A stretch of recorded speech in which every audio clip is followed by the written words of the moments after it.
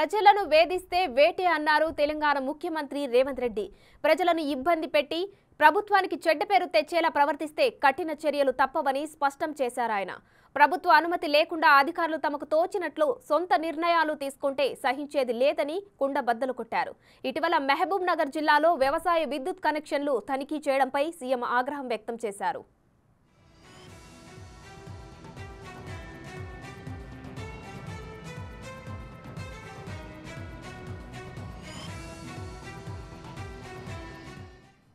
సచివాలయంలో ప్రజాపాలన దరఖాస్తుల సమీక్ష జరుగుతుండగా పాలమూరులో విద్యుత్ అధికారుల తనిఖీల అంశం చర్చకు వచ్చింది. రైతుల వ్యవసాయ కనెక్షన్లపై సర్వే చేయాలని చెప్పిందెవరు, తనిఖీ చేయాలని ఆర్డర్లు ఇచ్చింది ఎవరు అని సమీక్షకు హాజరైన ట్రాన్స్కో సీఎండీ రిజ్వీని ముఖ్యమంత్రి రేవంత్ రెడ్డి సూటిగా ప్రశ్నించారు. బాధ్యులైన అధికారులపై చర్యలు తీసుకున్నారా లేదా అని నిలదీశారు. ఇదే సమావేశంలో ఉన్న ఉప ముఖ్యమంత్రి విద్యుత్ శాఖ మంత్రి భట్టి విక్రమార్క స్పందించారు.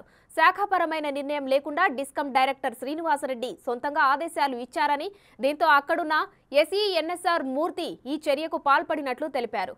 ఈ ఇష్యూలో డైరెక్టర్ శ్రీనివాసరెడ్డిని విధుల నుంచి తొలగించామని, ఎస్ఈని బదిలీ చేశామని భట్టి విక్రమార్క ముఖ్యమంత్రికి చెప్పారు.